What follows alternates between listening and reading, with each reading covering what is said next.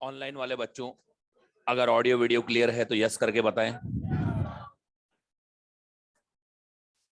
Online वाले बच्चों, मैं आपसे पूछ रहा हूं,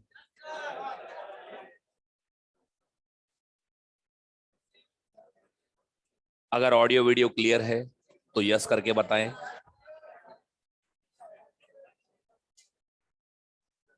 अगर ऑडियो वीडियो क्लियर है तो यस करके बताएं। अगर क्लियर नहीं भी हो तो भी यस करें।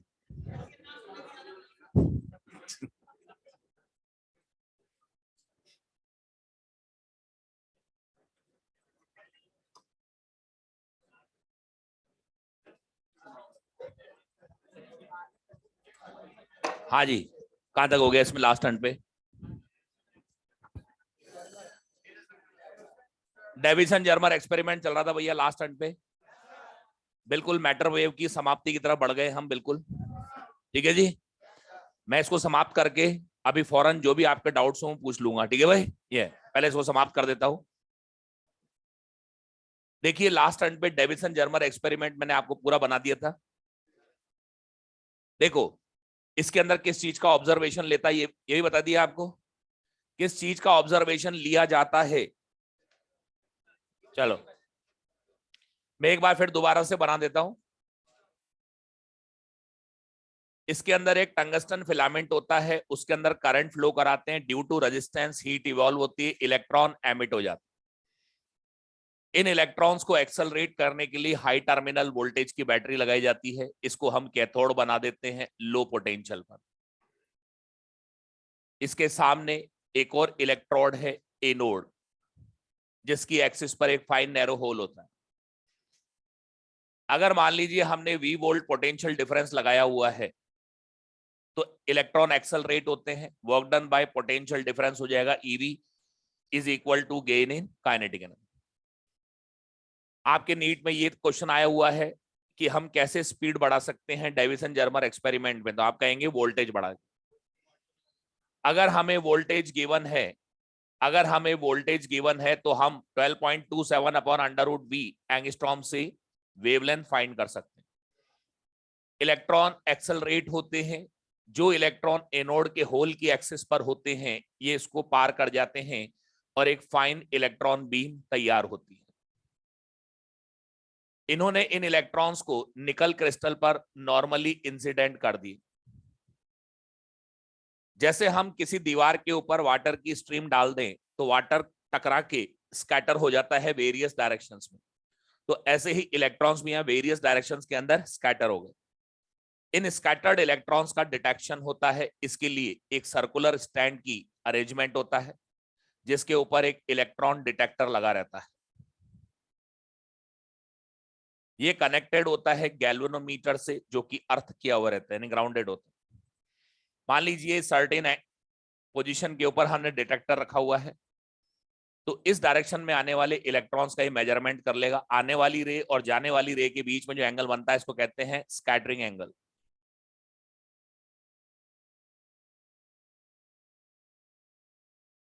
इसके अंदर क्या करते हैं, हम इस पोजीशन पे रखा, मान लो इलेक्ट्रॉन इसके अंदर आ जाएंगे।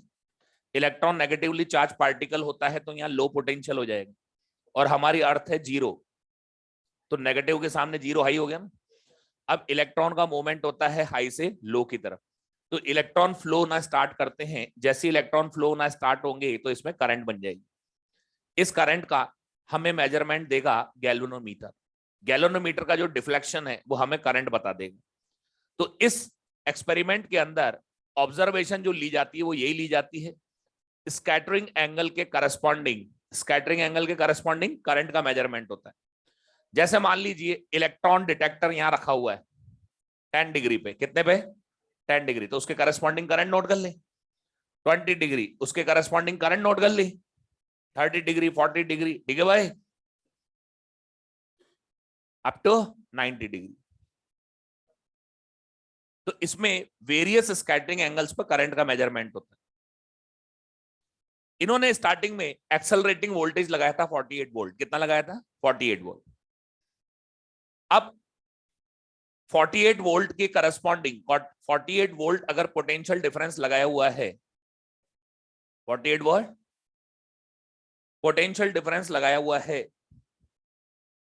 तो हमें वेरियस स्कैटरिंग एंगल्स पर करंट की जो वैल्यूज हासिल हुई, हमने स्कैटरिंग एंगल को बढ़ता हुआ रखा, तो करंट के अंदर फ्लक्चुएशन कैसा आया वो मैं आपको दिखा रहा हूं। यहां पर ये फ्लक्चुएशन है करंट में, ये ग्राफ नहीं है। करंट में कैसे फ्लक्चुएशन आ रहे हैं, जैसे जैसे एंगल बढ़ता जा रहा है, 0, 10 डिग्री, 20 डिग्री, करंट बढ़ रही, फिर कम हो रही, फिर बढ़ रही, फिर कम होती। तो उनको एक खास पैटर्न नजर आ रहा है करंट में, जैसे जैसे एंगल बढ़ता जा रहा है, बढ़ रही है, घट रही है, बढ़ रही है, घट रही है। इन्होंने एक्सेलरेटिंग वोल्टेज को किया 54 वोल्ट, उस वोल्टेज को कितना किया, फिर दोबारा 10 डिग्री, 20 डिग्री, 30 डिग्री पर करंट के मेजरमेंट्स लिए। अब की बार जो वेरिएशन आ रहा था वो इस तरीके का था।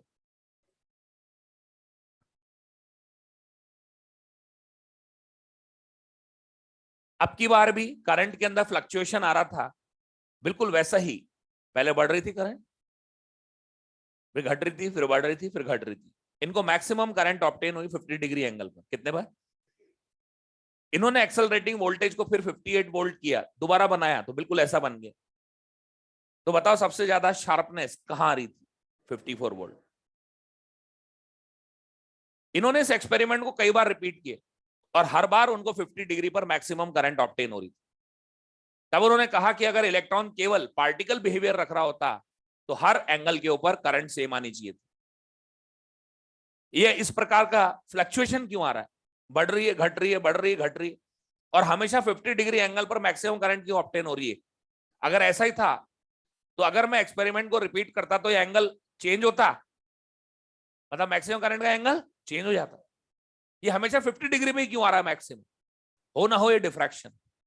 देखिए डिफ्रैक्शन में क्या होता है, जैसे मान लो एक स्लिट है, स्लिट के ऊपर रेडिएशन इंसिडेंट किया, तो सामने स्क्रीन के ऊपर बनता है सबसे पहले सेंट्रल मैक्सिमा, फिर मिनिमा, फिर मैक्सिमा, फिर मिनिमा, और यहां पर अगले जो मैक्सिमा आते हैं उनकी इंटेंसिटी कम होती चली जाती है। ये मैक्सिमम करंट, फिर मिनिमम करंट, मैक्सिमम करंट। तब इन्होंने कहा कि इलेक्ट्रॉन यहां डिफ्रैक्शन दिखा रहा है।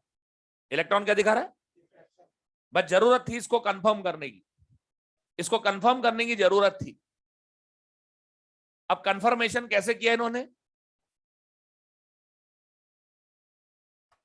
देखिए जब एक्सरे की डिस्कवरी हुई तो मालूम पड़ा एक्सरे की वेवलेंथ 1 एंगस्ट्रॉम की, कितनी। तो जिस तरीके से विजिबल लाइट से डिफ्रैक्शन हासिल किया जा सकता है, ऐसे एक्सरे से भी डिफ्रैक्शन हासिल किया जा सकता है, लेकिन उसके लिए हमें अपर्चर 1 एंगस्ट्रॉम का रखना होगा। तो एक साइंटिस्ट थे, उनका नाम था रॉबर्ट ब्रैग। उन्होंने क्या करा, एक्सरेज को मेटल पे डाल दिया। ये देखिए, ये कोई मेटल क्रिस्टल है, किसी भी मेटल की अपनी एक रेगुलर ज्योमेट्री होती है, उसमें डिफरेंट एटॉमिक प्लेन्स होते हैं, इन एटॉमिक प्लेन्स में उसके एटम्स होते हैं। सॉलिड स्टेट हो गया तुम्हारे, तो ये बोला ना चिपचा के बैठे हो। ये डिफरेंट लेयर्स होती हैं, इनको कहते हैं एटॉमिक प्लेन्स। क्या बोलते हैं इनको, ये मान लीजिए दो सक्सेसिव एटॉमिक प्लेन्स के बीच की डिस्टेंस है स्मॉल डी। इन्होंने एक्सरेज को इस पे डाला ब्रैग ने, और इसके रास्ते में लगा दी फोटोग्राफिक प्लेट। एक्सरेज दिखाई नहीं देती आंखों से। जब उन्होंने फोटोग्राफिक प्लेट को निकालकर डेवलप किया तो उस पे वैसे ही डिफ्रैक्शन पैटर्न आ रखे थे जैसे विजिबल लाइट में आते, बिल्कुल वैसा ही डिफ्रैक्शन पैटर्न आया हुआ था जैसा कि विजिबल लाइट में। इसका मतलब है कि एक्सरेज इन दो एटम से डिफ्रैक्ट हो गई। इन दो एटम से क्या हुई, तो ये स्लिट का काम करते हैं, ये अपर्चर हो गए। दो सक्सेसिव एटॉमिक प्लेन्स के जो एटम है वो क्या बन गए, अपर्चर। ब्रैग ने अपनी एक इक्वेशन भी दी थी यहां पर, इसको कहते हैं glancing angle, 2d sin phi equals to n lambda. इस इक्वेशन से, इसको कहते हैं ब्रैग्स इक्वेशन। क्या बोलते हैं इसको, तुम्हारे कोर्स में नहीं है ये ब्रैग्स इक्वेशन है। इस ब्रैग्स इक्वेशन की बदौलत तुम्हारा वो सॉलिड स्टेट केमिस्ट्री का चैप्टर तैयार हुआ है। पूरी क्रिस्टल की ज्योमेट्री, भाई तुम लोग पढ़ते हो ना, इसमें ये बॉन्ड लेंथ इतनी है, ये बॉन्ड एंगल इतना है, पढ़ते हो नहीं पढ़ते, इसका स्ट्रक्चर ऐसा है। तो सोचो दिमाग से कि किसने बताया कि ऐसा स्ट्रक्चर होता है, कौन देख के लाया इस चीज को? ये सारा का सारा मालूम पड़ा है हमें एक्सरे डिफ्रैक्शन से। किससे? और उसमें यूज में ली गई थी ब्रैग्स इक्वेशन। ठीक है, डेविसन जर्मर ने कहा कि हमें कंफर्म करना है कि इलेक्ट्रॉन डिफ्रैक्शन दिखा रहा है, इलेक्ट्रॉन। तब इन्होंने कहा कि जो इक्वेशन एक्सरेज के लिए यूज में ली गई, जो इक्वेशन, भाई एक्सरे क्या है? वेव है ना, इलेक्ट्रोमैग्नेटिक वेव है ना। जो इक्वेशन एक्सरेज के लिए यूज में ली गई, यानी वेव के लिए यूज में ली गई, उसी इक्वेशन को मैं इलेक्ट्रॉन के लिए यूज में ले सकता हूं अगर इलेक्ट्रॉन ने वाकई में डिफ्रैक्शन दिखाया। सुन रहे बात? तब इन्होंने इस ब्रैग्स इक्वेशन को यूज में लिया, और जैसे उन्होंने इस ब्रैग्स इक्वेशन को यूज में लिया तो इसकी वेवलेंथ फाइंड करी इन्होंने इस फार्मूले से, और वेवलेंथ आई 1.65 एंगस्ट्रॉम। यानी कहने का मतलब ये है, by Bragg's equation, by using Bragg's equation, Davisson Germer determined the wavelength of electron in their experiment. फिर इसके बाद इन्होंने डी ब्रॉगली वेवलेंथ से इलेक्ट्रॉन की वेवलेंथ फाइंड करी। बताइए एक्सेलरेटिंग वोल्टेज कितना है? जब इसको सॉल्व किया तो रिजल्ट आया 1.67 एंगस्ट्रॉम। यानी डी ब्रॉगली हाइपोथेसिस से वेवलेंथ और एक्सपेरिमेंटल वेवलेंथ बिल्कुल क्या हो रही है? मैच हो रही है। तो उन्होंने कहा there is a clear agreement between experimental and theoretical wavelength of electron. It means electron is exhibiting diffraction. फिर उन्होंने कहा कि जिस तरीके से लाइट के अंदर ब्राइटनेस हाई इंटेंसिटी कहलाती है, साउंड में लाउडनेस इंटेंसिटी कहलाती है, वैसे इस एक्सपेरिमेंट में इलेक्ट्रॉन की जो करंट बन रही है ये इंटेंसिटी। अपन कहते हैं ना कंस्ट्रक्टिव इंटरफेरेंस, साउंड के अंदर बहुत तेज आवाज सुनाई देती, वो इंटेंसिटी। लाइट में ब्राइटनेस बढ़ जाती, वो इंटेंसिटी। यहां पर करंट है, इंटेंसिटी का मतलब करंट। तो बताइए क्या अब हम कह सकते हैं maximum current obtain due to constructive interference of electrons?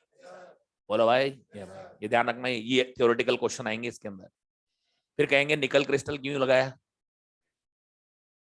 Nickel crystal की एटॉमिक प्लेन्स का सेपरेशन आने वाले इलेक्ट्रॉन्स की वेवलेंथ का ऑर्डर का होने की वजह से डिफ्रैक्शन हासिल होता है। ठीक है, इसको एक नाम भी दिया हुआ है इस अपर्चर को, इसको कहते हैं 3D डिफ्रैक्शन ग्रेटिंग। नाम दिया था उन्होंने 3D डिफ्रैक्शन ग्रेटिंग, नाम है बस ये अपर्चर का। स्लिट बोलते हैं ना, बस स्लिट, इसको बोलते हैं 3D डिफ्रैक्शन ग्रेटिंग। ठीक है जी, ठीक है। ये एक्सपेरिमेंट, ये डेविसन जर्मर एक्सपेरिमेंट जो कि खत्म हो गया है। हो गया? क्या क्या नोट कर लिया था आपने? डायग्राम बना लिया था ना? अब ये बनाओ। ये ग्राफ नहीं है, ये फ्लक्चुएशन से बनाइए। ग्राफ में बना देता हूं।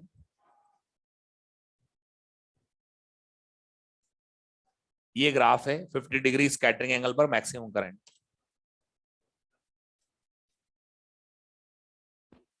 ये बना लो, या 54 वाला ही बना लो ना, 54 वोल्ट वाला। ठीक है, बना लीजिए अगर दोनों बना लिए तो। भाई दोनों ग्राफ के कंपैरिजन से आपको ये दिखाई देगा शार्पनेस किस में ज्यादा है? 54 वोल्ट। 54 वोल्ट पे शार्पनेस क्यों है इतनी? वोल्टेज बढ़ा ना, तो वेवलेंथ कम हो गई। वेवलेंथ कम होने का मतलब उसके बराबर की होगी, इसको कहते हैं कॉन्ट्रास्ट, हाई कॉन्ट्रास्ट आया है। भाई अपन फोकस करते हैं ना, थोड़ा ज्यादा कर दो तो भी ब्लर हो जाता है, थोड़ा कम करो तो भी ब्लर हो जाता है, एक जगह कॉन्ट्रास्ट, हाई कॉन्ट्रास्ट आता है ना, वो है ये। यानी इलेक्ट्रॉन की वेवलेंथ एग्जैक्ट ऑर्डर की हो गई है इंटरप्लेनर डिस्टेंस की, इसलिए शार्पनेस बढ़ गई इमेज।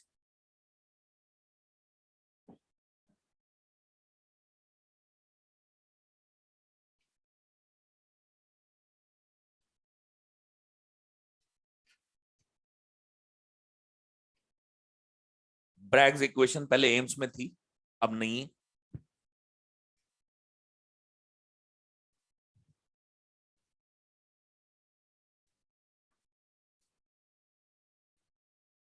बताओ कंस्ट्रक्टिव इंटरफेरेंस के लिए पार्ट डिफरेंस की कंडीशन क्या होती है? पार्ट डिफरेंस कितना होता है? N lambda. तो ये एन लैम्डा है मैक्सिमम इंटेंसिटी, ये पार्ट डिफरेंस है 2d sin फाई। देखो यहां से यहां तक वेव ने बराबर डिस्टेंस ट्रेवल करी, इसके बाद दोनों की डिस्टेंस बराबर है, तो इस वेव से कितनी एक्स्ट्रा डिस्टेंस ट्रेवल की? ये निकलती है, ये फाई है तो ये भी फाई है, घुमा फिरा के निकाल लेते हैं ट्रिग्नोमेट्री लगा के। छोड़ रहे हो बात? तुम्हारे कोर्स में है ही नहीं, साइड में लिख दो, हालांकि कोर्स में है नहीं तुम्हारे, साफ बोल रहा हूं नहीं। ठीक है भाई, लिख के रख लो साइड में, क्योंकि होता क्या है, एम्स तो अभी 1-2 साल पहले हटी है ना, लेकिन फिर भी आपके जैसे किताबें वगैरह होती हैं, उनमें होती है क्वेश्चन इस तरह की, वो काम आ जाएगी आपके। तो यहाँ पर फाई ग्लांसिंग एंगल है, ध्यान रखना, डी इंटरप्लेनर डिस्टेंस है, एन ऑर्डर ऑफ डिफ्रैक्शन। लिखना चाहो तो लिख देना साइड में, लेकिन मैं फिर कह रहा हूं आपसे, आपके है नहीं है, ठीक है, नीट में तो नहीं है। हो गया? अब मैं जैसा कहूं वैसा लिखना, एरो मार्क करके लिखो।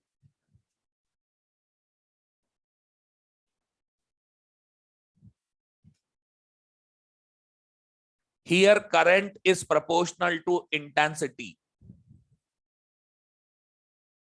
Here current is proportional to intensity. Here current is proportional to intensity.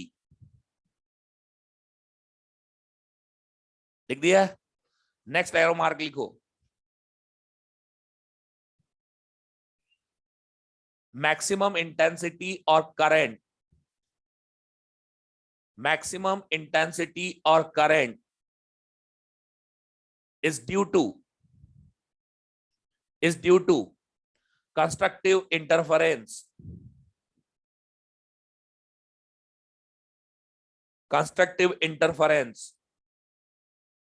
of electrons scattered from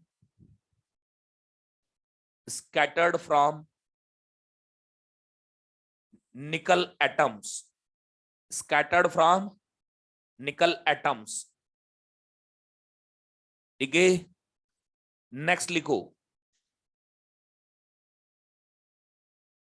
the distance between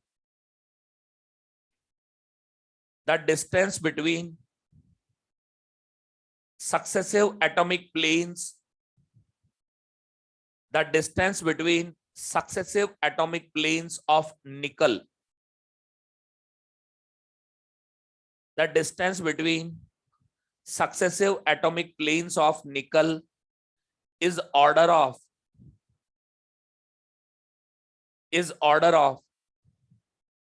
wavelength of electrons, is order of wavelength of electrons. So we obtain a useful diffraction. So we obtain a useful diffraction. हो गया? अब नीचे conclusion लिखना है अपने को। There is clear agreement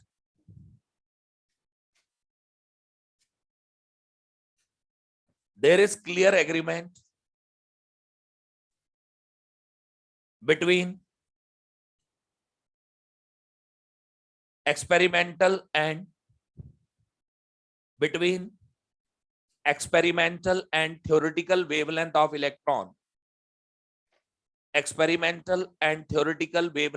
electron. Hence, diffraction of electron is proved. Hence, diffraction of electron is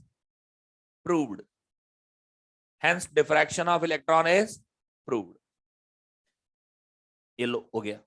नीचे एक लाइन और जोड़ दो, नीचे। Here nickel acts as a 3D diffraction grating. Here nickel acts as a 3D diffraction, grating, grating, GRATING, grating. ये लो भाई, ये तो बना लिया तुम लोग। ब्रैग्स इक्वेशन है नहीं आपके, चाहो तो साइड में बना देना, लास्ट में बना के छोड़ दो, ठीक है, बना लिया था ना, हाँ कोई दिक्कत नहीं, बना के छोड़ दो।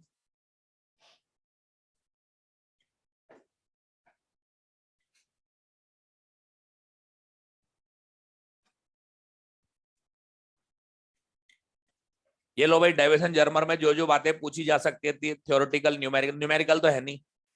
अब अगर आप न्यूमेरिकल कह लो तो उसको कह लो वोल्टेज दे रखा और वेवलेंथ पूछे, अब वो डेविसन जर्मर का हो या पोटेंशियल डिफरेंस वाला क्वेश्चन का हो, एक ही बात है, ठीक है ना। तो डेविसन जर्मर ने इस तरीके से इलेक्ट्रॉन का डिफ्रैक्शन प्रूव किया था। ये शुद्ध रूप से थ्योरेटिकल एक्सपेरिमेंट है, इसमें कोई न्यूमेरिकल नहीं होता। कहां पर क्या पूछा जा सकता है थ्योरेटिकली, वो भी मैंने आपको बता दिया, ठीक है भाई। लेटर ऑन इसके एक साल बाद सर जीपी थॉमसन ने भी एक एक्सपेरिमेंट किया था। उन्होंने क्या करा, एक गोल्ड फॉइल के ऊपर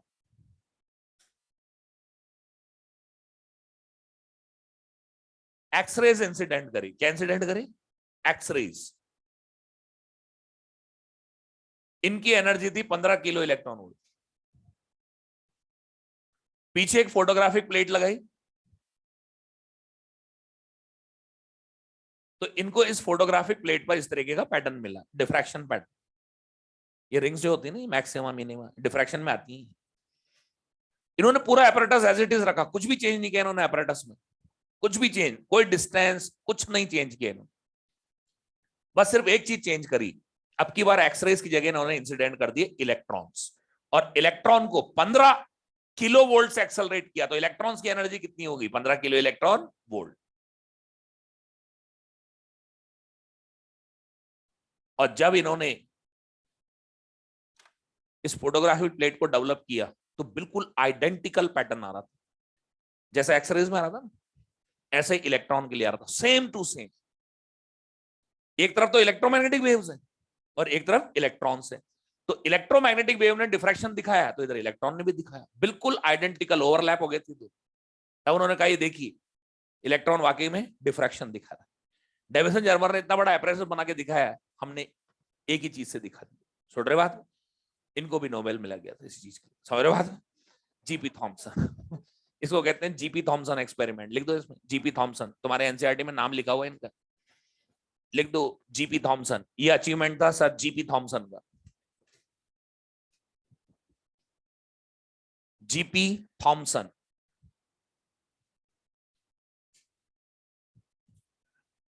बना दो, डायग्राम ही बनाना और लिखना थोड़ी है कुछ, इसमें कुछ लिखना नहीं है। G P Thomson experiment.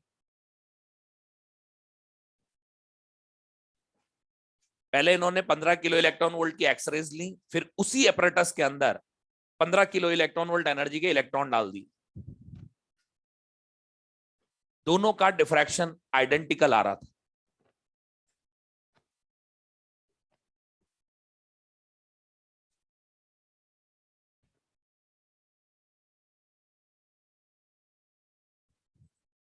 तो एक एक्सपेरिमेंट में तो इलेक्ट्रोमैग्नेटिक वेव्स है और एक में इलेक्ट्रॉन है, तो जो इलेक्ट्रोमैग्नेटिक वेव दिखा रहे हैं डिफ्रैक्शन, वही इलेक्ट्रॉन ने दिखा दिया। इसका मतलब वाकई में मैटर वेव्स होती हैं।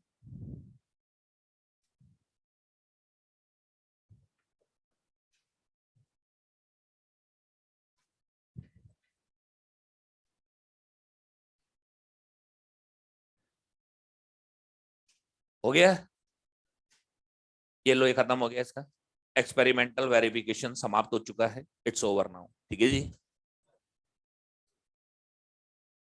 ठीक है। ये थ्योरी ऑफ रिलेटिविटी के फार्मूले तो बता दिए थे ना, और बोर की क्वांटाइजेशन कंडीशन।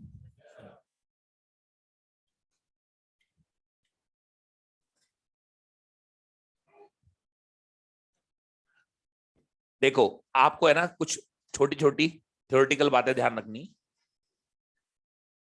ये अपने एनसीईआरटी का पार्ट है, ठीक है भाई। देखो जब कोई पार्टिकल मोशन में होता है तो उसके साथ एक वेव नहीं होती, वेवलेंथ का एक ग्रुप होता है। जब कोई पार्टिकल मोशन करता है ना, तो उसके साथ एक वेवलेंथ एसोसिएट नहीं होती, उसके साथ वेवलेंथ का एक ग्रुप होता है, और वो सारा का सारा ग्रुप एक छोटे से वॉल्यूम में होता है। ये वेवलेंथ का ग्रुप है जो कि एक छोटे से वॉल्यूम में है। इसको कहते हैं वेव पैकेट। क्या बोलते हैं इसको? और wave group. Instead of single wave, a group of wavelengths is associated with the particle which is confined in a small volume. ठीक है? एक्चुअली हाइजेनबर्ग ने एक बात बोली थी। उन्होंने कहा था किसी भी पार्टिकल की पोजीशन और लीनियर मोमेंटम का साइमल्टेनियसली एक्यूरेटली मेजरमेंट पॉसिबल नहीं है। अब अगर मान लो मैं कहता हूं एग्जैक्ट वेवलेंथ आ गई लैम्डा, तो इसका मतलब आपके पास एग्जैक्ट लीनियर मोमेंटम, जबकि हाइजेनबर्ग तो कह रहे एक हो ही नहीं सकता। आपके पास एक पूरी रेंज होगी, यानी कोई ना कोई अनसर्टेनिटी होगी लीनियर मोमेंटम में। हाइजेनबर्ग ने यही बात बोली थी कि भाई एक सिंगल मोमेंटम तो हो ही नहीं सकता, क्योंकि उस एक्यूरेटली कैसे मेजर कर लिया आपने? थोड़ी बहुत तो अनसर्टेनिटी होगी, और अगर लीनियर मोमेंटम में अनसर्टेनिटी है तो आप एग्जैक्ट वेवलेंथ दे ही नहीं सकते। वेवलेंथ के साथ मतलब एक सिंगल नहीं होगी, उसके साथ कुछ वेवलेंथ हो। इसलिए बोला गया कि पार्टिकल जब मोशन में होता है तो उसके साथ एक वेवलेंथ नहीं होती, वेवलेंथ का एक ग्रुप होता है। उसको नाम दिया गया वेव पैकेट या वेव ग्रुप। आपको तो जो बातें ध्यान रखने को बता रहा हूं मैं। इस वेव ग्रुप की जो वेलोसिटी है वो पार्टिकल की वेलोसिटी के बराबर होती है, जिसका फार्मूला होता है डी ओमेगा अपॉन डी के। हम एक्सपेरिमेंटली पार्टिकल की वेलोसिटी फाइंड कर सकते हैं, जो कि ऑटोमेटिक किसकी हो जाएगी? वेव ग्रुप की वेलोसिटी। इस पूरे ग्रुप की वेलोसिटी हो जाएगी, ये इसका फार्मूला है डी ओमेगा अपॉन डी के। जैसे वेव की वेलोसिटी क्या होती है? ओमेगा बटा के होती है ना, ये होती है डी ओमेगा बटे डी के। पार्टिकल की वेलोसिटी फाइंड कर सकते हैं, इसलिए हम ग्रुप की वेलोसिटी भी फाइंड कर सकते हैं, इसलिए इसका फिजिकल सिग्निफिकेंस होता है। क्या होता है इसका? Physical significance. जबकि फेज वेलोसिटी की अगर अपन बात करें, फेज वेलोसिटी, कौन सी वेलोसिटी?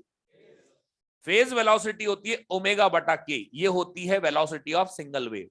वेलोसिटी ऑफ, इसको हम एक्सपेरिमेंटली फाइंड नहीं कर सकते, इसलिए इसका फिजिकल सिग्निफिकेंस नहीं होता। अब ये तीन मोटी मोटी बात है, मैं दोबारा रिपीट कर रहा हूं, ध्यान से सुन लेना, इसके अलावा कुछ नहीं है। देखो, instead of single wavelength, a group of wavelengths is associated with the particle which is confined in a small volume. Velocity of this group is equal to the velocity of particle. याद रख लेना इसको। It have physical significance while phase velocity have no physical significance. Okay? जब particle के साथ single wavelength नहीं होती, wavelength का एक ग्रुप होता है, तो इतने सारे जो फार्मूले तैयार किए हमने, लैम्डा बराबर एच बटे पी, लैम्डा बराबर एच बटे एम बी, तो वो वेवलेंथ कौन सी थी?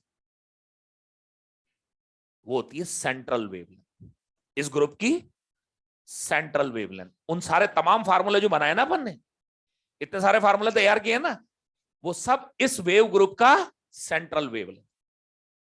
ये पॉइंट आपके एनसीईआरटी में दिए हुए हैं, अगर थ्योरेटिकल क्वेश्चन आ जाए तो दिया ना जवाब, नहीं तो कोई नहीं पूछ रहा आपसे। छोड़ रहे बात, अभी एम्स में जब आते थे तो उसमें एआर में बहुत आते थे क्वेश्चन, छोटे छोटे क्वेश्चन हैं भाई, इनको याद रखना बस आपको। ठीक है भाई? तो लिखिए इसमें नीचे, जैसा मैं कहूं वैसा लिखिए। लिखो नीचे, इसमें नीचे लिखो सम थ्योरेटिकल कंसेप्ट, ये लिखो। अरे मैं बोल दूंगा भैया, सम थ्योरेटिकल कॉन्सेप्ट, मैं अपने आप बोल दूंगा। लिख दिया आपने? अब नीचे लिखो एरो मार्क करके,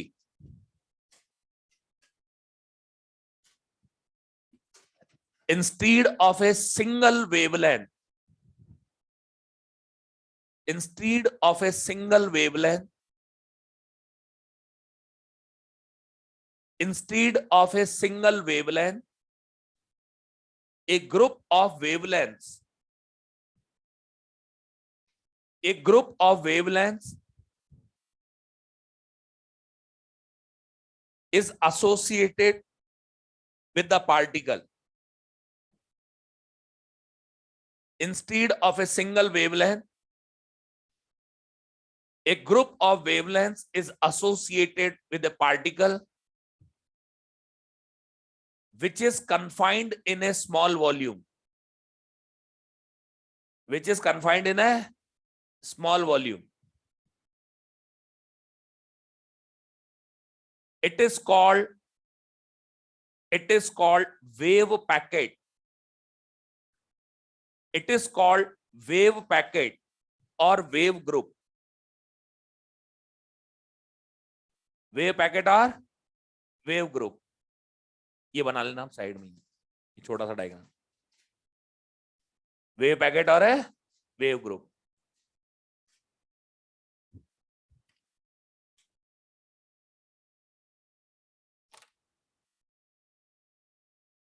वेव पैकेट और वेव ग्रुप बना लिया diagram.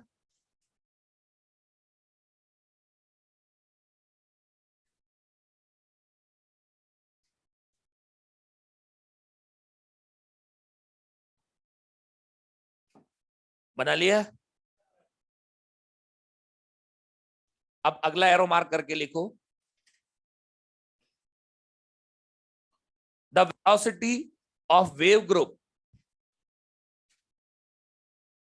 The velocity of wave group.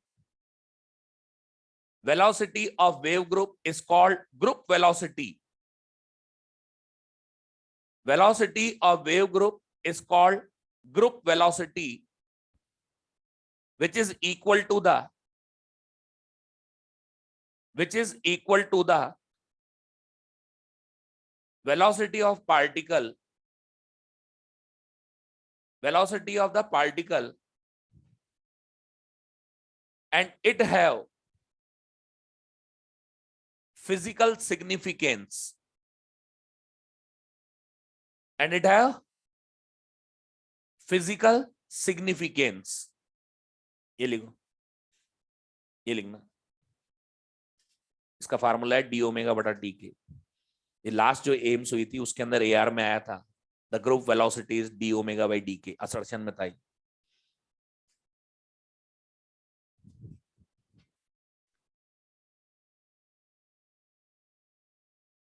ठीक है भाई. फिजिकल सिग्निफिकेंस से रिलेटेड था रीजन. ये लिख दिया. फेज वेलोसिटी मतलब एक सिंगल वेव की वेलोसिटी. ये तो ग्रुप की वेलोसिटी. लिखो अगला एरो मार्क लिखो. Phase velocity have no physical significance. Phase velocity have no physical significance.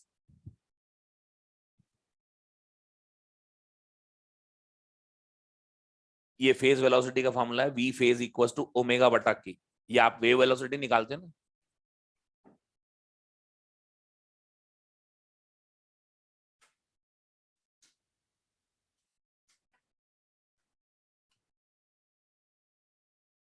हो गया. लिखा. अब फार्मूला में कौन सी वेवलेंथ यूज में लेते हैं? Central wave. नीचे लिखो एरो करके. in the formula we use central wavelength of this group. In the formula we use central wavelength of this group. In the formula we use central wavelength of this group.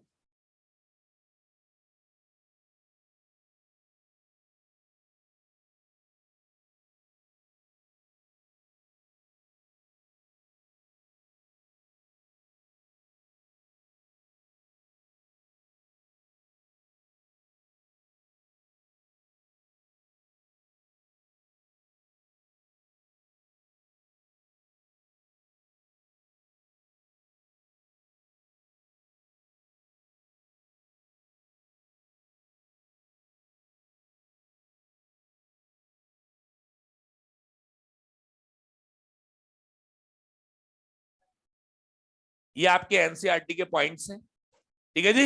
ये अब देखो, matter wave बिल्कुल समाप्त हो चुका है, matter wave खत्म हो गया, बिल्कुल कंप्लीट, इट्स ओवर। एक छोटी सी बात और मैं कर रहा हूं,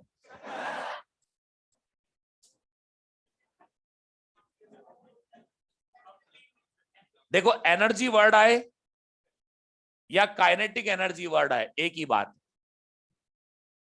एनर्जी वर्ड आए या एक ही बात है, लेकिन एक वर्ड आता है कई बार, दैट इज टोटल एनर्जी। ये अपने इसमें काम आएगा, अभी आगे न्यूक्लियर चैप्टर में आना चालू हो जाएगा। टोटल एनर्जी अलग चीज होती है, एनर्जी और काइनेटिक एनर्जी एक ही चीज है, लेकिन टोटल एनर्जी अलग चीज होती है। टोटल एनर्जी होती है काइनेटिक एनर्जी प्लस जो उस पार्टिकल का रेस्ट मास है उसको भी एनर्जी की फॉर्म में देखो। जैसे इलेक्ट्रॉन का रेस्ट मास है 9 इंटू 10⁻³ किलोग्राम, तो उसको भी एनर्जी की फॉर्म में देखो, और मास को एनर्जी की फॉर्म में देखने का तरीका है mc²। तो टोटल एनर्जी का मतलब है kinetic energy plus rest mass energy, इसको बोलते हैं रेस्ट मास एनर्जी। तो टोटल एनर्जी वर्ड अगर कहीं आता है तो उसका मतलब है kinetic energy plus rest mass energy, और इसके लिए एक एक्सप्रेशन होता है E इक्वल्स टू mc², और यहां पर ये जो m है इसको कहते हैं हम इफेक्टिव मास, क्योंकि मास बढ़ जाता ना, अगर पार्टिकल की स्पीड बढ़ जाए तो उसका मास बढ़ जाता, तो ये है इफेक्टिव मास। ओके, तो दो एक्सप्रेशन होते हैं टोटल एनर्जी के, kinetic energy plus rest mass energy, और E equals to mc², where m is effective mass. ये दोनों टोटल एनर्जी है। ये इसलिए बता रहा हूं क्योंकि आपके एक इलस्ट्रेशन आया हुआ है इसमें मैटर वेव्स के अंदर, मॉड्यूल खोल के देखा होगा ना, उसमें एक इलस्ट्रेशन है, उसमें एक क्वेश्चन कह रखा है कि वेवलेंथ ऑफ इलेक्ट्रॉन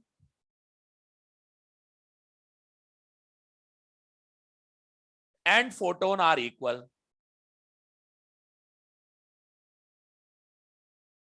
तो उसमें कह रहे हैं कि किसकी टोटल एनर्जी ज्यादा है, तो उसका तरीका ये है लैम्डा इक्वल्स टू h/mb। अब उसमें टोटल एनर्जी आया ना, तो उसको अंडरलाइन करना है आपको, टोटल एनर्जी का कंसेप्ट अलग चीज है, इसको c² से ऊपर नीचे गुणा करो, क्या ये mc² हो गया, ये टोटल एनर्जी बन hc²/e/b। अब मुझे बताइए वेवलेंथ दोनों की सेम बता रखी, hc² कांस्टेंट है, तो E inversely proportional to v। बताओ, जिसकी स्पीड ज्यादा होगी उसकी टोटल एनर्जी कम होगी, और स्पीड सबसे ज्यादा होती किसकी है, फोटोन की। जिसकी स्पीड ज्यादा उसकी टोटल एनर्जी कम, ठीक है ना। टोटल एनर्जी कब सेम बताइए बेटा, वेवलेंथ सेम बताइए, पढ़ तो सही। Wavelength of electron and photon are equal which have more total energy, तो जिसकी स्पीड ज्यादा होगी उसकी टोटल एनर्जी कम हो जाएगी। तो ऑब्वियस ही बात है टोटल एनर्जी किसकी ज्यादा होगी, ऑफ इलेक्ट्रॉन मोर देन, क्योंकि फोटोन की स्पीड ज्यादा होती है सी, उसके बराबर तो किसी पार्टिकल की नहीं हो सकती, इसलिए उसकी टोटल एनर्जी कम रहेगी, ठीक है। मतलब इसका फिक्स आंसर है, अगर टोटल एनर्जी का कंपैरिजन है तो फोटोन की हमेशा कम आएगी, आंसर फिक्स है इसका, इसके अलावा कोई आंसर होता नहीं है, ठीक है ना। लिख लो इसको भी, टोटल एनर्जी, टोटल एनर्जी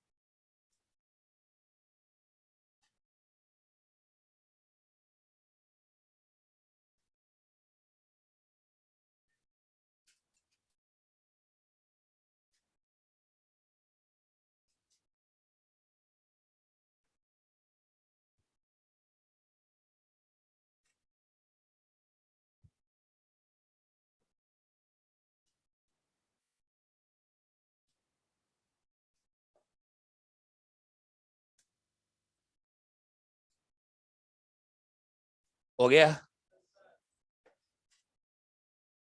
तो टोटल एनर्जी होती है kinetic energy plus rest mass energy, ठीक है ना।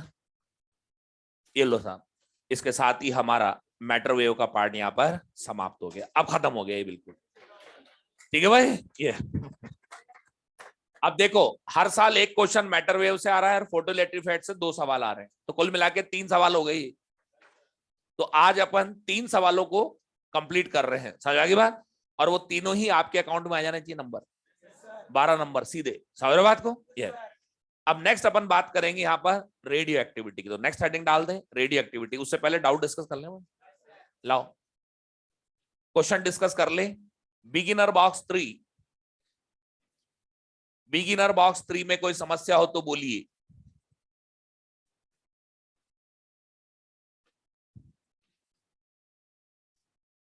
बिगिनर बॉक्स 3 है क्या कोई? नहीं है? एक्सरसाइज 1 में आ जाओ। एक्सरसाइज 1 में मैटर वेव्स के जो क्वेश्चन है वो चालू हो रहे हैं 29 से, क्वेश्चन नंबर 29 से 40। क्वेश्चन नंबर 29 से 40 के बीच में कोई हो तो बोलिए। क्वेश्चन नंबर 29 से 40 के दरमियान अगर कोई क्वेश्चन हो तो बोलिए। नहीं है? 41 से 50, 41 से 50, 41 से 50 नहीं है? 51 से लास्ट नहीं है? चलो सेकंड एक्सरसाइज में आ जाओ। Question number 1 to 10, question number 1 to 10 में कोई हो डाउट तो बोलिए। 11 to 20, 11 to 20,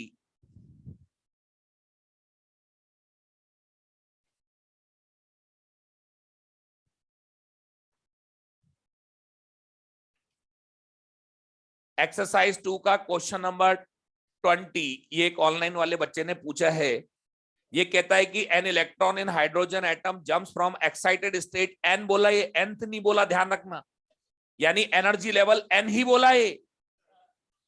the wavelength so emitted for function there का स्टॉपिंग पोटेंशियल, आइंस्टीन इक्वेशन लगाओ, 10 electron volt equals to photon की एनर्जी हासिल हो जाएगी, एच न्यू इक्वल्स टू 12.75। अब याद करो हाइड्रोजन एटम में कहां से कहां ट्रांजिशन पे आता है 12.75, 4 से 1, तो आपका आंसर आ गया 4। ये लो, हाँ जी 11 to 20, 11 to 20 हो गया ना, 20 ऑनलाइन, 21 से 30, 21 से 30 है, 27 देना। क्वेश्चन नंबर 27 आपने पूछा है, देखिए इलेक्ट्रॉन की डी ब्रॉगली वेवलेंथ h बटे √2me और फोटोन की वेवलेंथ है h बटे SC बटे E। मुझे बताइए h इलेक्ट्रॉन का मास, स्पीड ऑफ लाइट, ये तो कांस्टेंट है एकदम, वेरिएबल जो हो सकता है वो E है कि नहीं है। भाई इसमें यही कह रहा है आपसे, प्रोपोर्शनल लगाया हुआ है ना, वो कह रहा है सबको हटा दो, मतलब सबको कांस्टेंट में लाओ। अब यहां पर अगर मैं डिवाइड करूंगा तो ई से ही तो कट नहीं रहा, एक वेरिएबल है वो कट नहीं रहा, तो इसको काटने के लिए स्क्वायर करना पड़ेगा, एच स्क्वायर बटे 2me। अब मुझे बताओ अगर मैं इन दोनों को डिवाइड करूं तो ई कट जाएगा नहीं कट जाएगा? ई कटते ही एकमात्र वेरिएबल था ई, वो भी हट गया, अब तो सारे कांस्टेंट। अब तो आप प्रोपोर्शनल साइन लगा सकते हो ना डिवाइड करने पर, तो lambda e square proportional to lambda photo, ठीक है भाई। 21 से 30,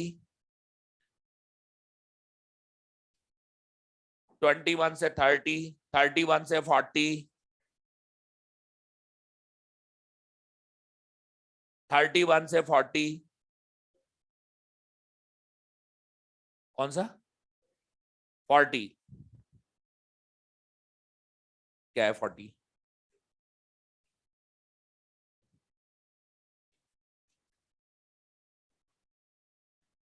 ये तो कैलकुलेशन है, पहले ही बता चुका है तो। ये तो वैल्यू रखनी है आपको, एक दिन करा था मैंने सॉल्व, उसमें देख लेना, मैंने सॉल्व किया था जी, है ना। अब एक ही क्वेश्चन को बार बार रिपीट करोगे बेटा, फिर टाइम क्लास का ही जाएगा ना। हाँ जी, लास्ट 19। अच्छा थर्ड, अभी इसमें है क्या सेकंड एक्सरसाइज में, और कोई है क्या, है क्या कोई?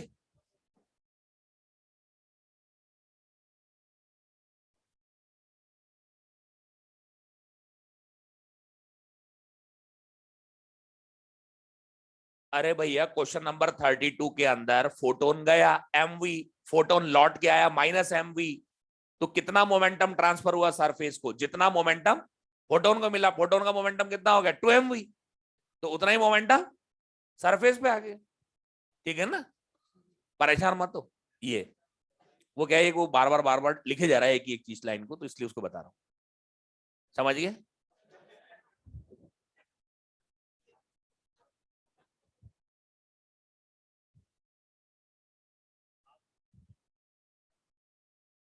ठीक है भाई, ये हाँ जी। और सेकंड एक्सरसाइज में किसी का ऑनलाइन वालों, तुम भी टाइप कर सकते हो। चलो थर्ड एक्सरसाइज में हाँ जी, थर्ड एक्सरसाइज में कोई हो तो बोलिए। Question number 19।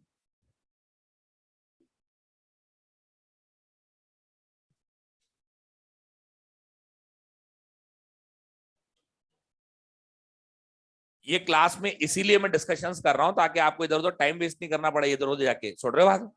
आप हैंड टू हैंड पूछो जो भी है, मैं क्लास में डिस्कस करो, तुरंत खत्म करो यहीं।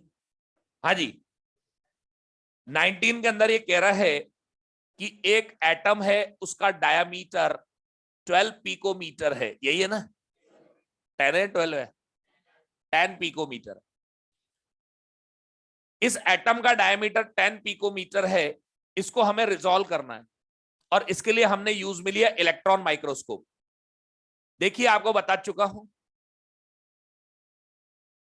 ये तभी आपको डिफ्रैक्शन मिलेगा या तभी रिजोल्वेशन होगा, रेजोल्यूशन होगा, जब आने वाले रेडिएशन की वेवलेंथ अपर्चर साइज की। तो मुझे बताइए, क्या इलेक्ट्रॉन की वेवलेंथ इस 10 पिकोमीटर ऑर्डर की होनी चाहिए? तो आपको ये इलेक्ट्रॉन की वेवलेंथ रखनी है 10 पिकोमीटर। अगर आपको इसको रिजॉल्व करना है तो इलेक्ट्रॉन की वेवलेंथ 10 पिकोमीटर होनी चाहिए। जब रेडिएशन की वेवलेंथ ऑप्टिकल के डायमेंशंस के बराबर हो तभी रेजोल्यूशन होता है। अरे किसी भी पार्टिकल को रिजॉल्व करना है ना, तो इस बात पर डिपेंडेंसी आती है कि गिरने वाली वेव की वेवलेंथ क्या है और साइज क्या है, डायमेंशंस क्या है। समझ आ गई बात? सेम ऑर्डर की होनी चाहिए। तो इसका मतलब है कि 10 पिकोमीटर अगर डायमीटर है तो इलेक्ट्रॉन की वेवलेंथ भी 10 पिकोमीटर होनी चाहिए। तो एंगस्ट्रॉम में कितनी होगी? क्या ये 0.1 एंगस्ट्रॉम हो गई? अब ये सिर्फ आपसे पूछ रहा है इलेक्ट्रॉन की एनर्जी कितनी होनी चाहिए।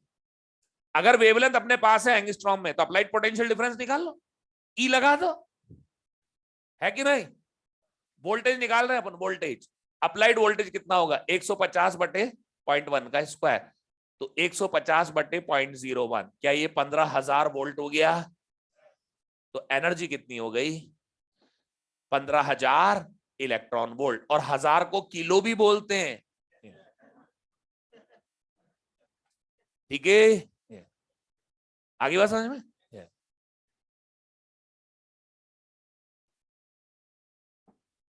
एनसीईआरटी का ही क्वेश्चन है वैसे।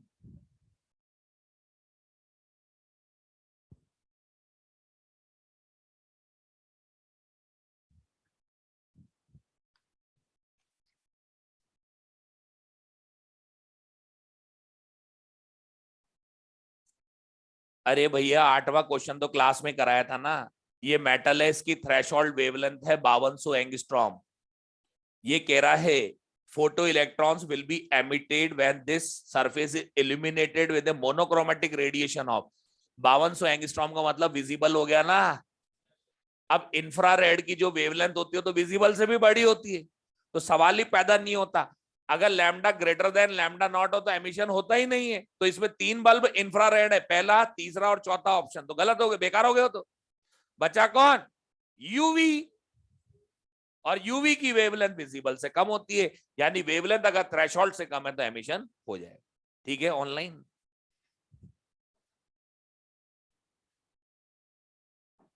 Okay, online Ajay Kumar.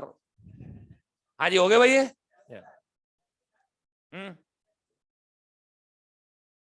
क्या है इलस्ट्रेशन 7? मुझे दे दो आप।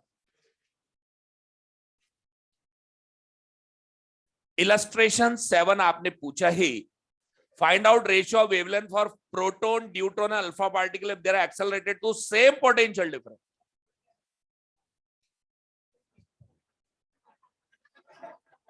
राजकुमार है तू।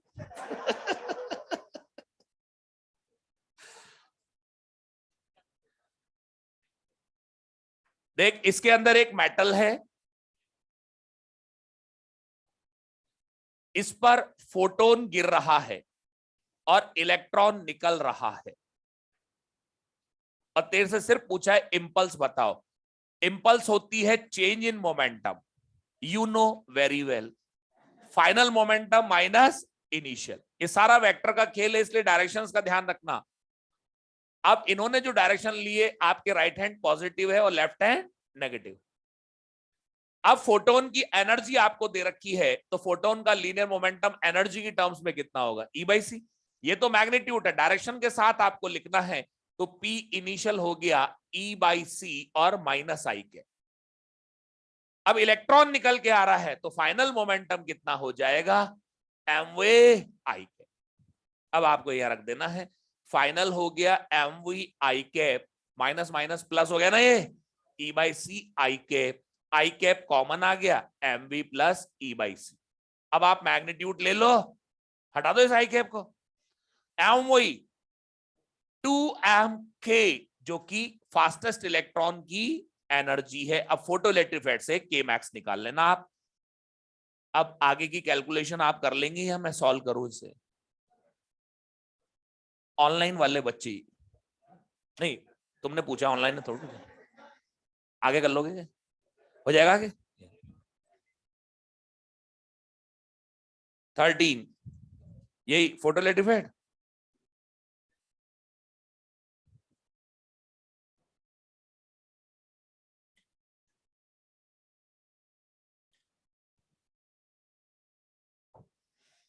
इलस्ट्रेशन 13 आपने पूछा है।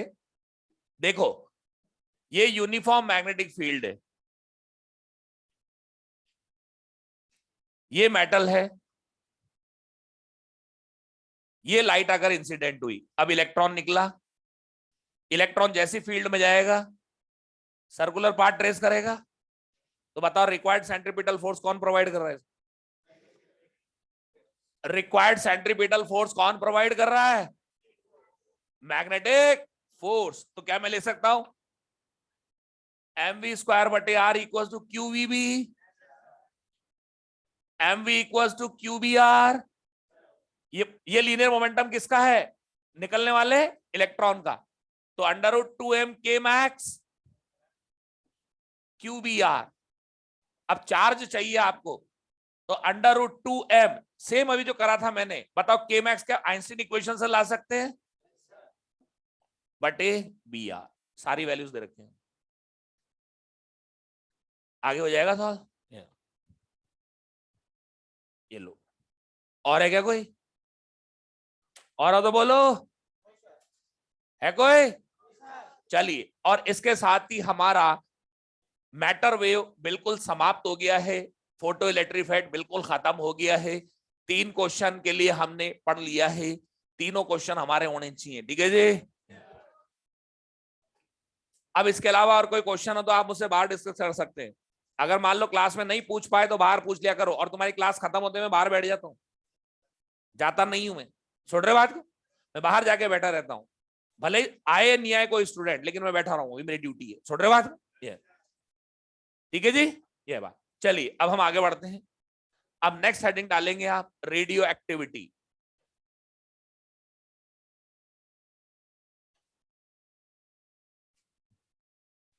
अच्छा, रेस और क्रॉप की भी है क्या? तो बोलो ना भाई फुर्ती से, रेस में तो बोलो।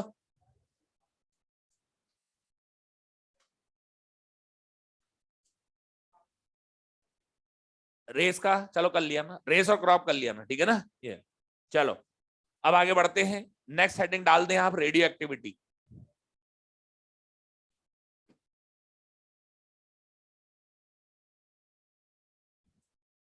अब इधर देखो सामने बोर्ड पे,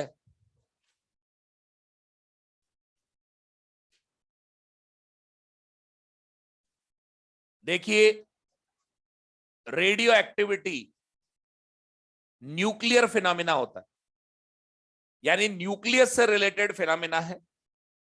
radio activity is a phenomena exhibited by nucleus. इसमें एटम का कोई रोल नहीं होता, ये न्यूक्लियस का है पूरा अच्छी तरीके से, प्योरली न्यूक्लियस। ऑर्बिटल इलेक्ट्रॉन का यहां कोई लेना देना नहीं है। न्यूक्लियस वर्ड सबसे पहले एग्जिस्टेंस में आया था 1911 में, जब रदरफोर्ड ने एक फेमस एक्सपेरिमेंट किया था, अल्फा स्कैटरिंग एक्सपेरिमेंट। रदरफोर्ड ने एक पतली सी गोल्ड फॉइल के ऊपर अल्फा प्रोजेक्ट किए थे, कुछ अल्फा अपने पाथ से डेविएट हो गए थे और कुछ अल्फा पार्टिकल अपने पाथ से रिट्रेस हो गए। इसको देखकर रदरफोर्ड बहुत ज्यादा सरप्राइज थे और उन्होंने ये तक बात बोली थी कि एक अल्फा पार्टिकल, एक हैवी पार्टिकल, वो एक पतली सी गोल्ड फॉइल से टकराया और जिस रास्ते गया उसी रास्ते लौट आया। ये इनके लिए बहुत ही शॉकिंग बात थी। फिर उन्होंने कहा कि अल्फा पर +2 ही चार्ज होता है, इसका मतलब है इस गोल्ड फॉइल में किसी ना किसी पॉइंट पर इतना जबरदस्त पॉजिटिव चार्ज होना चाहिए कि अल्फा उस पॉजिटिव चार्ज से रिपेल होके वापस आ गया, और इस पर्टिकुलर पॉइंट को नाम दिया उन्होंने न्यूक्लियस। फिर बाद में इसकी मिस्ट्रीज खुलने चालू हो गई। Nucleus is the central core of atom. पूरे एटम का पॉजिटिव चार्ज और पूरा मास इसी के अंदर कंसंट्रेटेड होता है। इसको बनाने वाले बेसिक कंस्टिट्यूएंट एलिमेंट्स हैं न्यूट्रॉन, प्रोटॉन, जिनको कलेक्टिवली बोलते हैं न्यूक्लियॉन्स। जो मास नंबर होता है ना एलिमेंट का, वही नंबर ऑफ न्यूक्लियॉन्स होते हैं, यानी न्यूट्रॉन और प्रोटॉन का टोटल नंबर, न्यूट्रॉन प्रोटॉन का टोटल नंबर, इसी को कहते हैं हम नंबर ऑफ न्यूक्लियॉन्स। क्या बोलेंगे इनको? Number of nucleons. जो मास नंबर होता है वही हमारा नंबर ऑफ न्यूक्लियॉन्स होता है। ठीक है भाई। ये अब अगर मैं बात करूं हीलियम की, तो हीलियम में 2 प्रोटॉन 2 न्यूट्रॉन। अगर मैं बात करूं लेड की, तो लेड में 82 प्रोटॉन और 124 न्यूट्रॉन। एक सोचने वाली बात है, यहां 2 प्रोटॉन बैठे हैं, कैसे बैठे हैं? इनमें तो कूलामिक रिपल्शन होना चाहिए। यहां 82 प्रोटॉन बैठे हैं, इनमें तो कूलामिक रिपल्शन होना चाहिए। अरे इलेक्ट्रोस्टैटिक रिपल्शन होना चाहिए ना, लेकिन फिर भी ये बैठे हुए हैं। इसका मतलब है यहां कोई ना कोई पावरफुल फोर्स है जो इनको होल्ड करके बैठा हुआ है, यानी यहां पर कोई पावरफुल फोर्स है जिसके सामने कूलामिक रिपल्शन भी कमजोर है। उस फोर्स का नाम है न्यूक्लियर फोर्स। क्या नाम है उसका? तो न्यूक्लियर फोर्स इन न्यूक्लियॉन्स को आपस में बांध के रखता है और अब तक के डिस्कवर किए गए फोर्सेस में सबसे स्ट्रॉन्गेस्ट। ठीक है भाई। लेकिन अगर किसी न्यूक्लियस में न्यूक्लियर फोर्स वीक हो जाता है तो उस न्यूक्लियस को कहते हैं हम अनस्टेबल न्यूक्लियस। क्या बोलते हैं उसको? अगर किसी न्यूक्लियस में न्यूक्लियर फोर्स अगर वीक हो जाता है तो उसको कहते हैं हम अनस्टेबल न्यूक्लियस। अगर कोई सिस्टम अनस्टेबल है तो उसकी प्रायोरिटी होती है कि वो अपनी स्टेबिलिटी को बढ़ाए, अपनी स्टेबिलिटी को बढ़ाए। तो जैसे मान लो एक अनस्टेबल न्यूक्लियस है, इसका एटॉमिक नंबर Z1 है।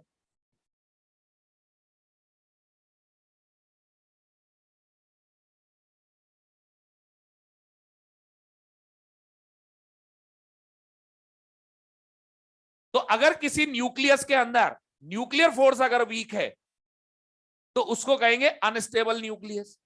अगर कोई सिस्टम अनस्टेबल होता है तो उसकी प्रायोरिटी होती है कि वो स्टेबिलिटी को बढ़ाए।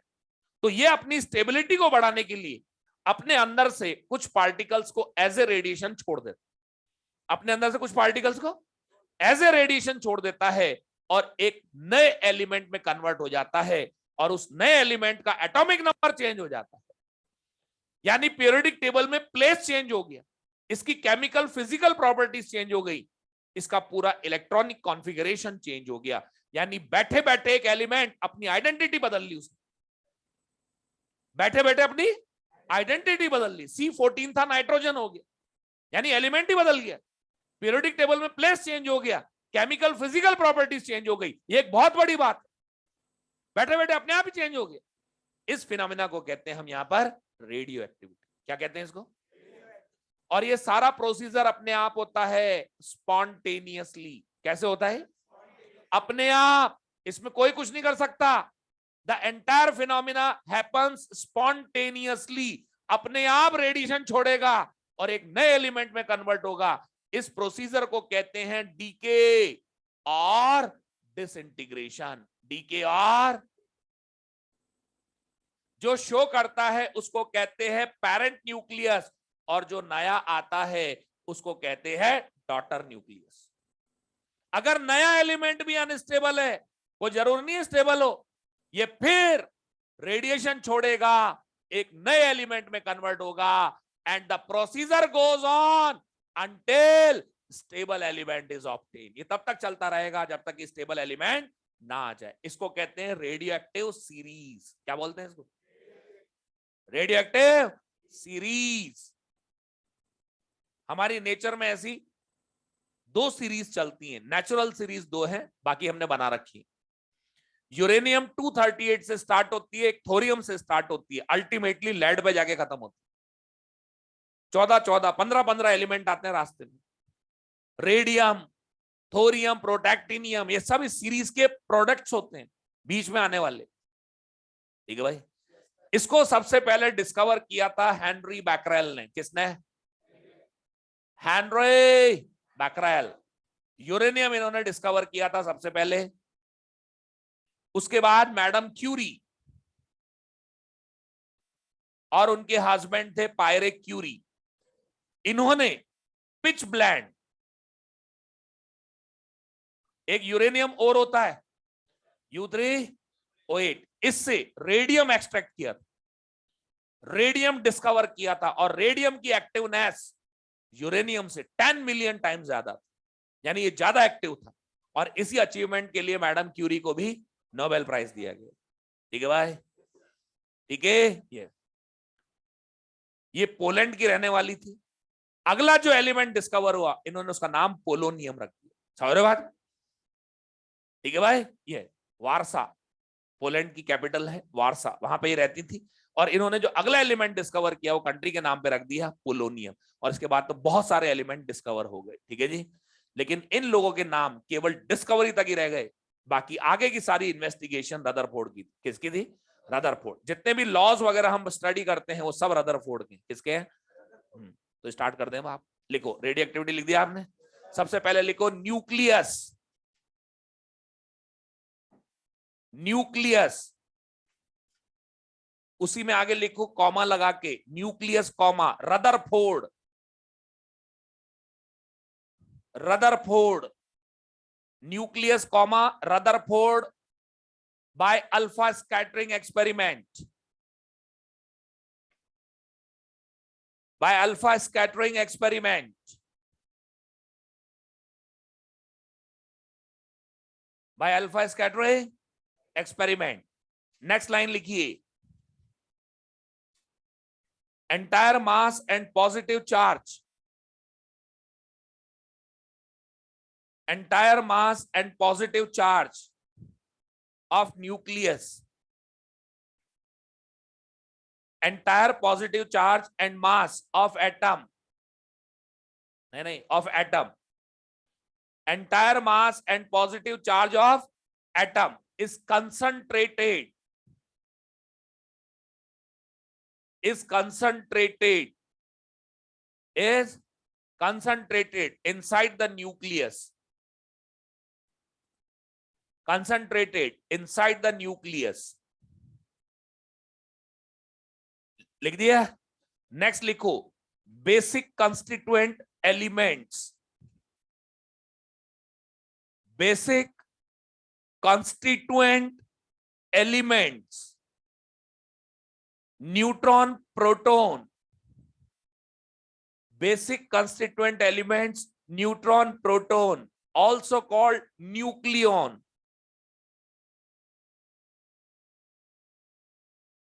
Also called nucleon.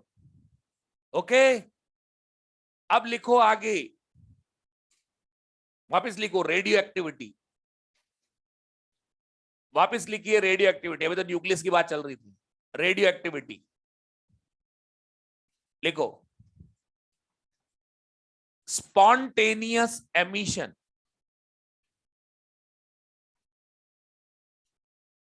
spontaneous emission of radiation, spontaneous emission of radiation by an unstable nucleus, by an unstable nucleus, and converts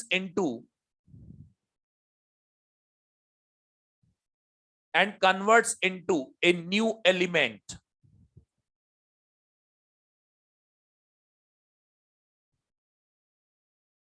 ठीक है, नेक्स्ट लिखो it is purely nuclear phenomena.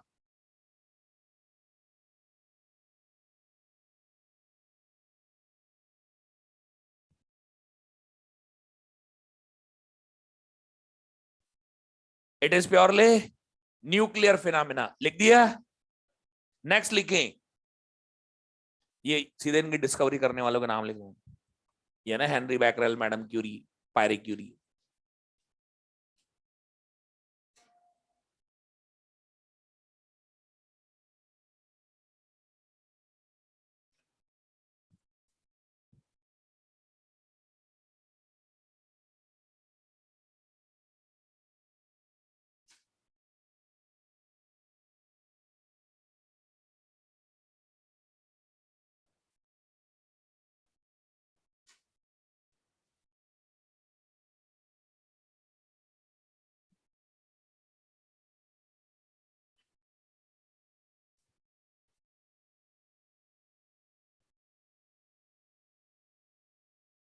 हो गया, लिख दिया।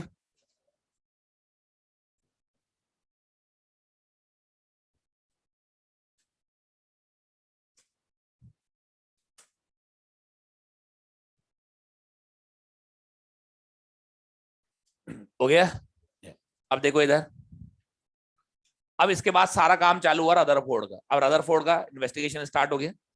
रदरफोर्ड ने सबसे पहले इस रेडिएशन को एग्जामिन किया। जो रेडिएशन निकल के आ रहा है इसी को चेक करो।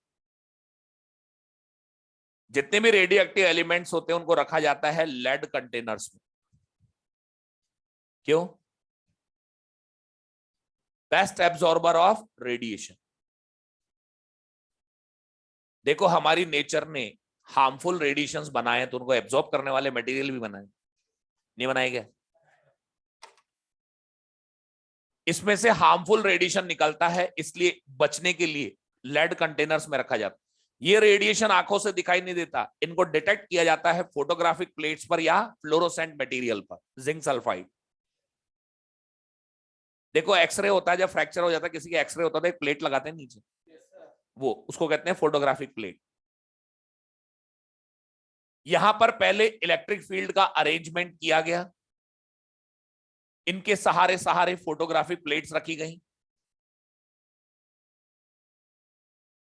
जब इन फोटोग्राफिक प्लेट्स को निकालकर डेवलप किया तो तीनों ही फोटोग्राफिक प्लेट्स एक्सपोज हो रखी थी, यानी एक रेडिएशन डाइवर्ट हुआ था टुवर्ड्स पॉजिटिव टर्मिनल या अपोजिट टू द फील्ड, एक रेडिएशन डाइवर्ट हुआ था टुवर्ड्स द नेगेटिव टर्मिनल यानी अलोंग द फील्ड, और एक निकले था straight forward without any deviation. तब इन्होंने कहा कि जो प्लस की तरफ गया वो माइनस होगा और जो माइनस की तरफ गया वो खुद प्लस होगा। इसको नाम दिया अल्फा रेज, इसको नाम दिया बीटा रेज, और इसको नाम दिया gamma rays. So basically radioactive radiation is combination of three rays, alpha, beta, gamma. Similarly इनको अगर मान लीजिए ट्रांसवर्स मैग्नेटिक फील्ड में अगर पास करेंगी तो अपने चार्ज की नेचर के अकॉर्डिंग डेविएट हो जाएंगे। ये यूनिफॉर्म मैग्नेटिक फील्ड,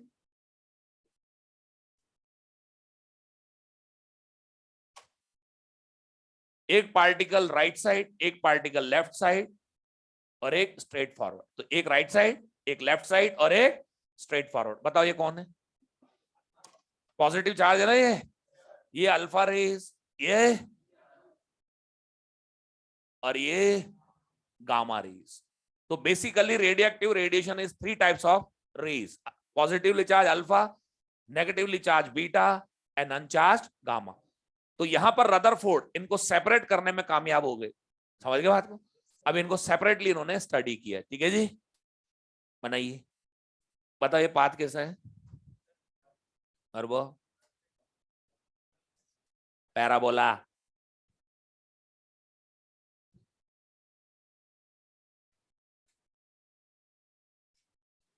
जब फोर्स कांस्टेंट हो और वेलोसिटी और फोर्स नॉन कोलिनियर हो तो पाथ हमेशा पैराबोला होता है।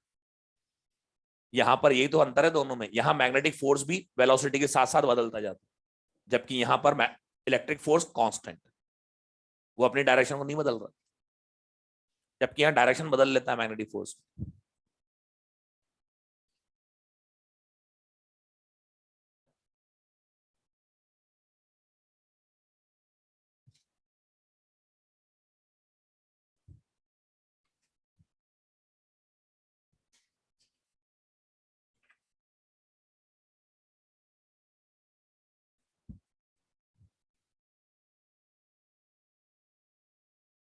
मैग्नेटिक में सर्कुलर पाथ है और उस ट्रांसवर्स इलेक्ट्रिक फील्ड में पैराबोला है।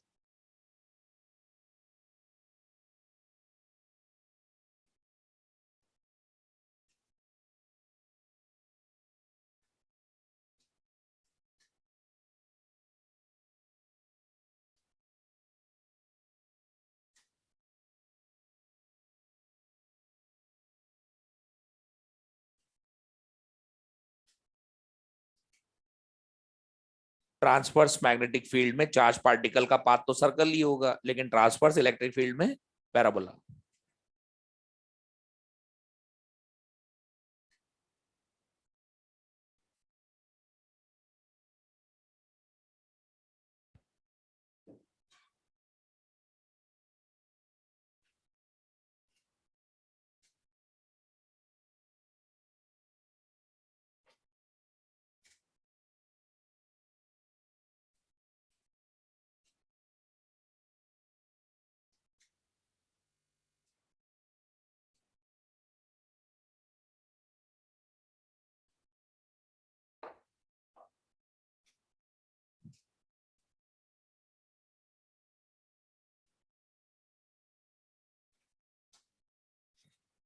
Lead is the best absorber of radiation, इसीलिए इसकी एब्जॉर्प्शन कैपेसिटी इतनी जबरदस्त होती है कि गामा रेस को भी एब्जॉर्ब कर लेता, गामा रेस को भी पार नहीं होने देता। तो इससे वो बात वापस याद नहीं आ रही कि हमारी नेचर ने हार्मफुल रेडिएशन बनाए हैं, तो उनको हाँ सिमेट्री बनाई, एब्जॉर्ब करने वाले रेडिएशन भी बनाए हैं। ठीक है भाई।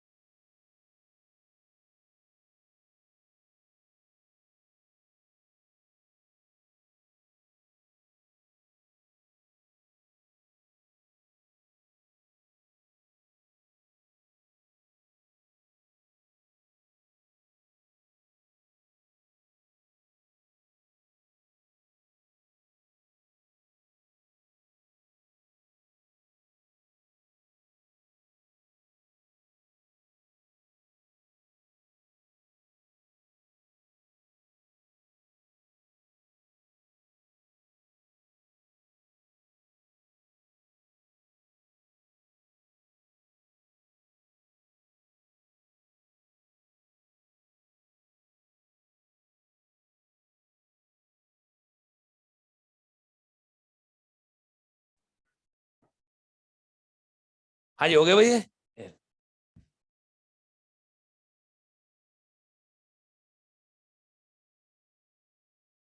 अब देखिए यहां पर इनकी कंपैरेटिव स्टडी होगी, अल्फा बीटा गामा की आपस में कंपैरिजंस होंगे इनके।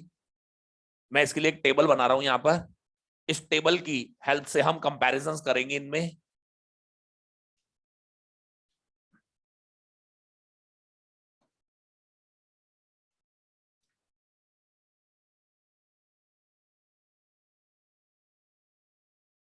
सबसे पहला पॉइंट है नेचर का, कि आखिर ये हैं क्या, alpha rays, beta rays, gamma rays, alpha beta gamma. देखो जब अल्फा रेज को इन्होंने इन्वेस्टिगेट किया तो इनको मालूम पड़ा ये तो positively charge particles, it is ray of positive charge particles. इसको इन्होंने नाम दिया अल्फा पार्टिकल। क्या नाम दिया? इसको नाम दिया इन्होंने अल्फा पार्टिकल्स। फिर बाद में मालूम पड़ा कि अल्फा का जो मास है वो nearly 4 times of mass of proton, charge on alpha exactly twice of proton. इसका मतलब ये 2 न्यूट्रॉन 2 प्रोटॉन का बंडल है। भाई चार्ज तो प्रोटॉन का डबल और मास 4 टाइम्स, इसका मतलब है 2 न्यूट्रल पार्टिकल्स भी है जिनका मास प्रोटॉन के बराबर है, और वो कौन है? न्यूट्रॉन।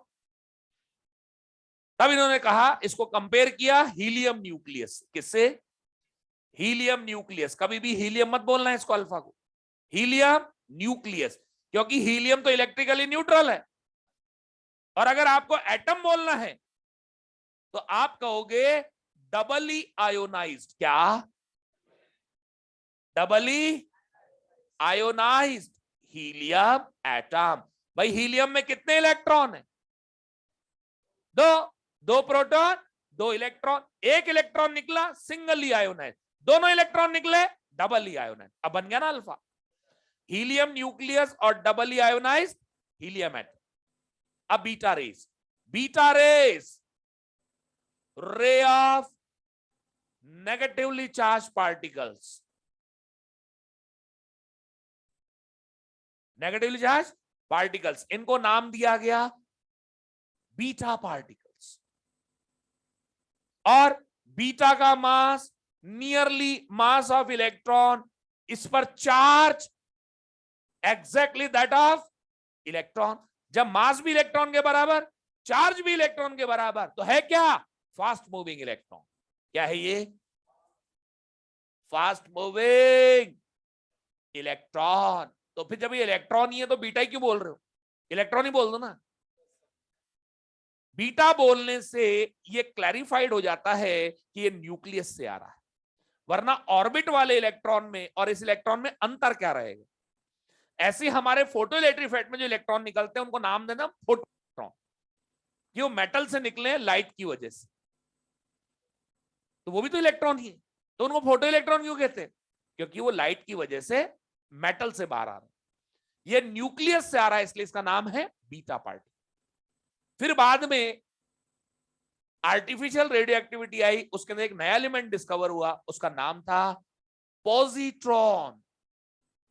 इसको ई प्लस और बीटा प्लस से रिप्रेजेंट करेंगे, इसको कहते हैं एंटी पार्टिकल ऑफ इलेक्ट्रॉन। इसका मास इलेक्ट्रॉनिक मास के लगभग बराबर, चार्ज का मैग्नीट्यूड बिल्कुल बराबर,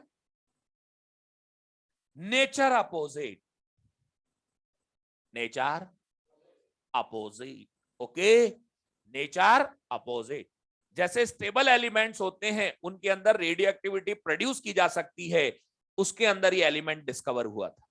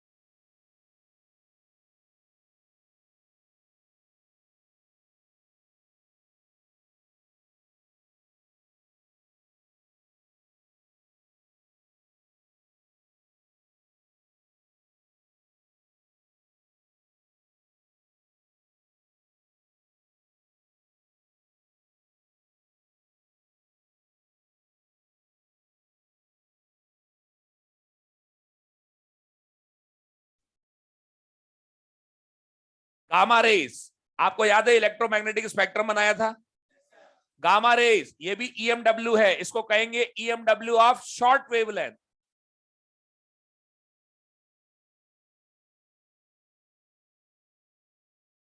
इसका रेस्ट मास 0, चार्ज भी 0, फोटोन क्या ही है, फोटोन। 2019 नीट के अंदर एक क्वेश्चन आया था, what is alpha, 2 neutron 2 proton, खत्म। ऐसे भी क्वेश्चन आ जाते हैं आपके एग्जाम में, ठीक है जी।